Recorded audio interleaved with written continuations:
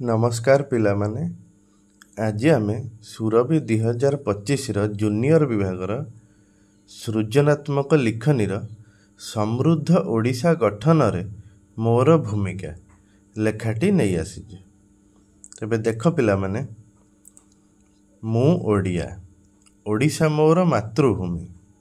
एही मातृभूमिर सेवा पाई मो जीवन मध्य समर्पित। आम ओडिशा वीरभूमि अटे। कहीं केते अतीतर गाथा एही ओडिशा निज हृदय रे साइती रखिछि। ए माटी कहे गौरवर गाथा, नूतन स्वप्न सुरभि कलेबर कथा। अस्मिता फेरिब नेई नुआ परिभाषा, उद्दीप्त उत्कृष्ट भूमि उत्कल प्रदेश।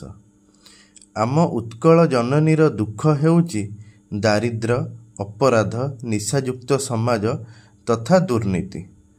मु निश्चय भविष्यत रे जड़े सुनागरिक होई मो जन्मभूमिर सबु दुख दूर करिबि।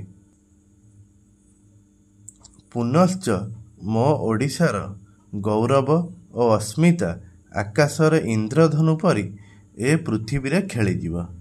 मोर ओडिशा हेब समृद्ध ओडिशा, समर्थ ओडिशा और संपूर्ण ओडिशा।